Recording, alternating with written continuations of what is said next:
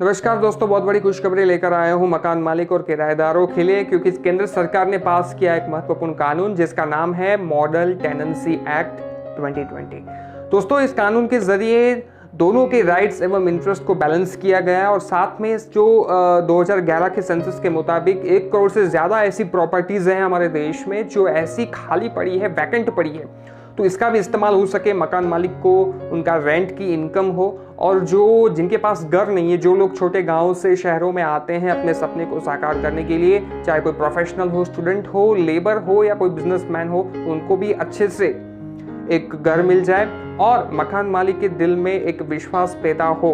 तो दोस्तों, आइए जानते हैं कि इस कानून के ऐसे कौन से महत्वपूर्ण इंपॉर्टेंट पॉइंट्स हैं जो हमें जानने बहुत ज़रूरी है। सरकार ने स्पष्ट रूप से कह दिया है कि रेंट एग्रीमेंट होना चाहिए रिटर्न में। तो दोस्तों, अब ओरल रेंट एग्रीमेंट नहीं चलेगा, रिटर्न एग्रीमेंट होना बहुत ही ज़रूरी है जिससे मकान मालिक और किराएदार दोनों सेफ हो जाए। तो इसमें इस पॉइंट का बहुत ध्यान रखा गया है। तो कोई भी अगर आप मकान भाड़े पे देते हो या लेते हो तो अब से रेंट एग्रीमेंट होना बहुत ही ज़रूरी है और इस रेंट एग्रीमेंट को एक ऐसी अथॉरिटी के पास जाके रजिस्टर करवाना होगा। इस कानून में यह भी लिखा है कि एक ऐसी रेंट अथॉरिटी बनाई जाएगी जहां पे जाके आप इस रेंट एग्रीमेंट को रजिस्टर करवा पाए।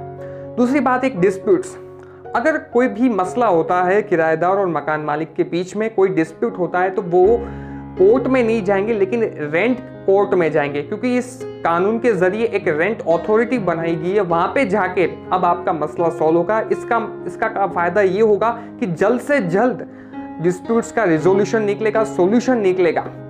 तीसरा और महत्वपूर्ण बात वो ये है कि सबलेट के बारे में। वैसे तो किराएदार किसी को सबलेट में नहीं दे सकता, लेकिन on a mutual understanding basis पर इस कानून में स्पष्ट रूप से कहा है कि अगर दोनों पार्टी मिलकर एग्री करते हैं कि वो किराएदार जो है वो सबलेट कर सकता है, तो बेशक सरकार ने कहा है कि वो सबलेट कर सकता है, लेकिन रेंट एग्रीमेंट में ये जो सबलेट का क्लोज है वो होना चाहिए। अब बात करते हैं सिक्योरिटी डिपॉजिट की। अक्सर क्या होता है कि जो 2 महीने का भाड़ा है वो जो सिक्योरिटी डिपॉजिट लिया जाता है, कई शहरों में 6 महीने का, कई शहरों में 12 महीने का।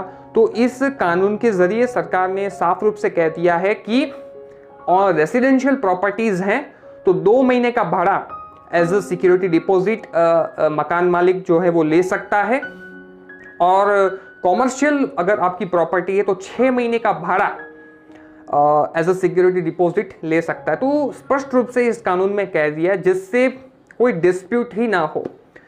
अब हम बात करते हैं कि अगर रेंट एग्रीमेंट पूरा हो जाए और किराएदार मकान को खाली ना करे तो इस कानून में क्या कहा गया है। तो कानून में कहा गया है कि अगर किराएदार मकान खाली नहीं करता, क्योंकि रेंट एग्रीमेंट एक्सपायर हो चुका है तो भी वो मकान खाली नहीं करता, तो मकान या कोई भी प्रॉपर्टी हो, तो जो मकान खाली नहीं हुआ उसके जो पहले 2 महीने हैं उसमें वो डबल रेंट मकान मालिक को पे करेगा, और 2 महीने के बाद का जितना भी रेंट होगा वो 4 गुना मकान मालिक को रेंट पे करेगा। तो साफ रूप से यहाँ पे दोनों के राइट्स एवं इंटरेस्ट को बैलेंस किया गया है।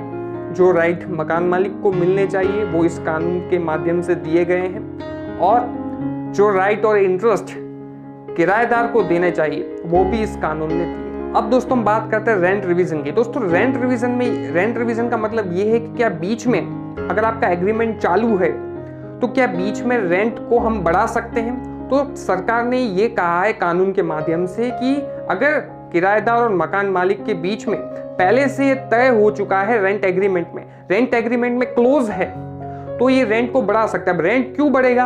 अगर कोई प्रॉपर्टी में अल्ट्रेशन वगैरह हुआ है, कोई मेंटेनेंस और रिपेयर का काम हुआ है, तो रेंट एग्रीमेंट बढ़ सकता है। लेकिन ये कब बढ़ सकता है? जब आपके एग्रीमेंट में साफ रूप से ये क्लोज हो तो ही, वरना बीच में अगर मकान मालिक चाहे तो ऐसा रेंट बढ़ा नहीं सकता। अगर कोई भी डिस्प्यूट होता है मकान मालिक और किराएदारों के बीच में, तो मकान मालिक वाटर कनेक्शन हो, इलेक्ट्रिक कनेक्शन हो, और कोई भी जो इंपॉर्टेंट है मकान के लिए, तो किसी भी प्रकार के कनेक्शन जो है वो नहीं काटेगा, उसे स्टॉप नहीं करेगा। और मकान मालिक को कोई प्रॉपर्टी में रिपेयर मेंटेनेंस का काम करवाना है तो किराएदार को एडवांस नोटिस देना पड़ेगा 24 घंटे से पहले कि हम इस दिन आपकी प्रॉपर्टी में आएंगे रिपेयर मेंटेनेंस करने के लिए। तो दोस्तों साफ रूप से हर बात सरकार ने इस कानून के माध्यम से बता दी है। जो मैंने इंपॉर्टेंट थी वो मैंने आपको बातें बताई।